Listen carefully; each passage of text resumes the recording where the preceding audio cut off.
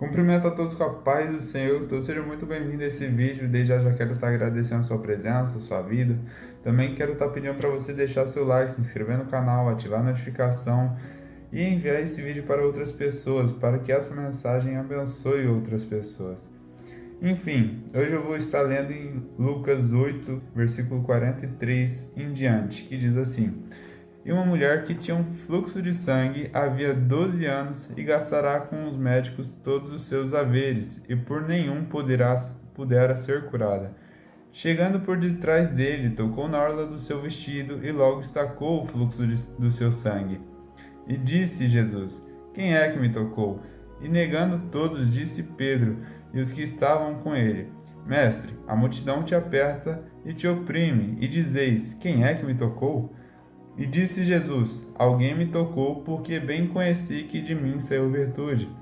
Então, vendo a mulher que não podia ocultar-se, aproximou-se tremendo e, prostrando-se ante ele, declarou-lhe, diante de todo o povo, a causa por que lhe havia tocado, e como logo sarará. E ele lhe disse: Tem bom ânimo, filha, a tua fé te salvou, vá em paz.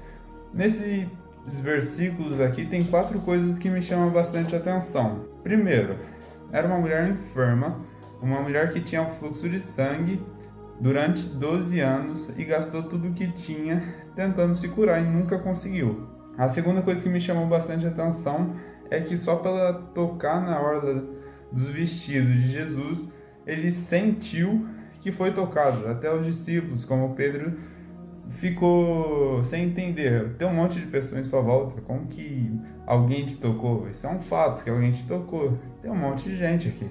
E a terceira foi que Jesus falou que dele saiu virtude. Isso daqui é uma das coisas que é mais linda. E a quarta que mais me chama a atenção, que é o mais importante. Quando Jesus fala: tem bom ânimo, a tua fé te salvou. Aqui a gente pode entender uma coisa. Jesus ele podia muito bem falar assim: bom, eu sou o Filho enviado de Deus, eu sou o próprio Deus, então eu te salvei. Meu poder, a minha graça, a minha misericórdia e a minha grandeza te salvou. Então vá em paz, fique tranquila. Só que a questão maior é que quando ele realizava um milagre, ele não falava isso. Ele não se exaltava. Ele tinha humildade e falava: a tua fé, por você crer em mim, por você crer no meu poder, você está salvo. Só por ela ter tocado em suas orlas, só por ter tocado nas suas vestes. Ou seja, a gente precisa, independente de onde a gente está, independente do que a gente faça, pela fé que a gente tem, a gente consegue ser salvo. E não estou falando em questão de salvação apenas. Eu estou falando em questão de viver bem. Porque quando a gente tem fé, independente da situação, independente da dificuldade, assim como Jó também passava, a gente vive bem. Porque a gente tem aquilo que é a maior fonte de vida em nosso coração, que é o próprio Deus.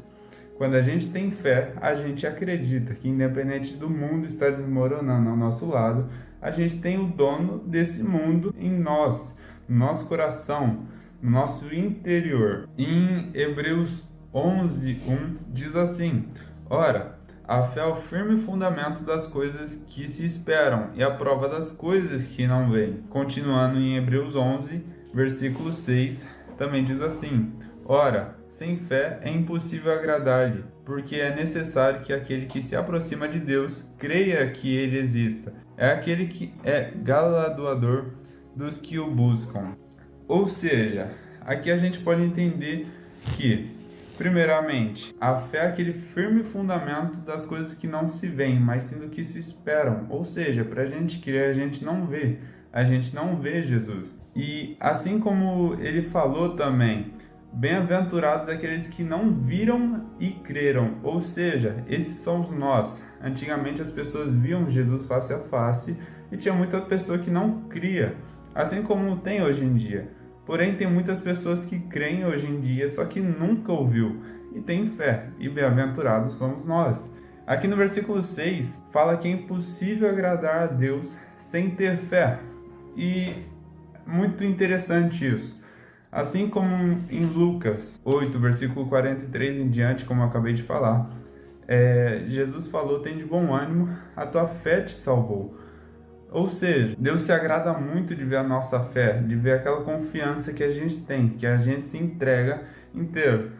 Por exemplo, a mulher poderia ter desistido de tudo. Por exemplo, ela poderia ter cometido até um suicídio. Mas ela ficou 12 anos, perdeu tudo, tinha aquele problema, nunca foi curado, talvez foi até enganado nesse meio período, não explica ali. Mas ela teve fé. Talvez foi a última alternativa dela, foi confiar em Jesus. E com certeza foi a melhor. Aquele problema que a gente tem, aquela dificuldade que a gente tem, que enfrenta todos os dias, que a gente pensa, não tem solução. Aquele vazio que a gente sente todos os dias, não tem solução. Tem. Essa maior solução é Jesus. Assim como eu sempre falo, aquele que é o maior em nossas vidas, aquele que é o único que pode nos dar vida verdadeira é Jesus. E é muito complicado pelas diversidades do dia a dia. Não é fácil. Por exemplo, você sai de manhã, você tem diversas dificuldades, tem prova, tem provações. Isso na rotina. Talvez em uma semana você começa firme, talvez no final de semana você já fica desanimado. Mas a questão é ter fé, confiar. E a maior dificuldade é isso. É permanecer firme. É difícil, não é fácil.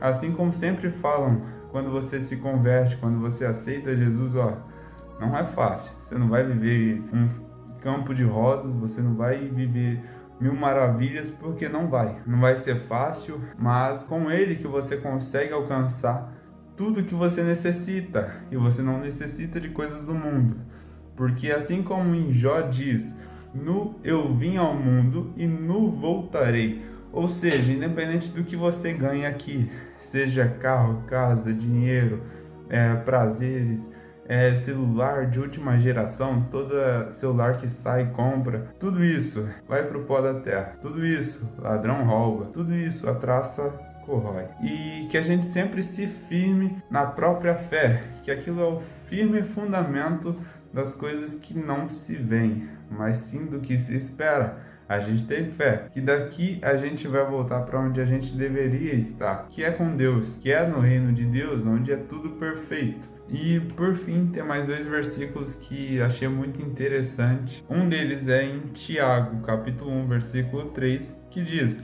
sabendo que a prova da vossa fé opera a paciência. Em algumas outras traduções vai estar: pois vocês sabem que a prova da sua fé produz perseverança. Ou seja, isso em algumas outras traduções para ficar mais simples o entendimento. A nossa fé, a prova dela, a dificuldade, as provações, vem e firma mais. A gente recebe perseverança, a gente continua firme, independente da dificuldade, independente de tudo. A gente vai continuar firme, vai continuar lutando. E é aquilo, Deus nunca vai dar uma prova maior do que a gente suporta. Deus não vai fazer isso. Ele vai sempre estar nos esculpindo, vai estar sempre moldurando a gente, modelando para que a gente esteja mais preparado, mais firme e perseverando na fé. E é aquilo, que a gente sempre esteja firme e preparado para a luta do dia a dia, porque o inimigo, ele é sagaz, o inimigo vem do nada.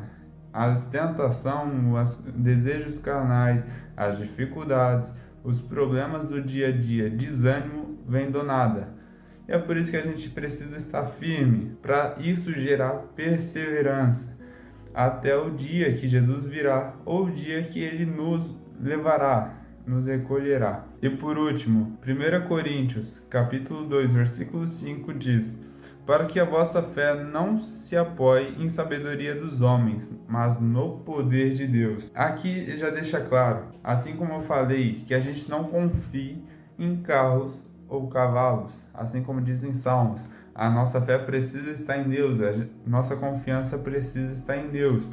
Assim como a mulher do fluxo de sangue buscou uma resposta durante 12 anos de homens, ela nunca conseguiu, mas em um dia, em um toque, em uma presença de Jesus, ela conseguiu a resposta que ela queria por anos. Ou seja, o nosso foco, o nosso desejo e a nossa fé, a nossa confiança precisa estar plenamente em Cristo. Quando a gente entender isso, quando a gente estiver assim, a gente vai perseverar na fé, por mais difícil que seja, por mais complicado que seja, mas Ele é a nossa vida, Ele é o que produz a nossa vida. A gente se sente animado, a gente é animado quando a gente tem Cristo, e que a gente sempre esteja preparado. E aqui, como diz 1 Pedro, capítulo 5, versículo 8, diz: sede sóbrios e vigiai, porque o diabo, vosso adversário, anda ao derredor, bramando como leão, buscando a quem possa tragar. Versículo 9: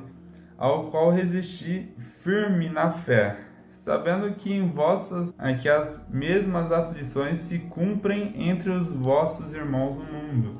Ou seja, aqui, como eu falei, permanecer firme na fé. Se você permanecer firme na fé, você vai passar todas as dificuldades, todas as tentações, todas as provas e todas as adversidades que terá no seu caminho.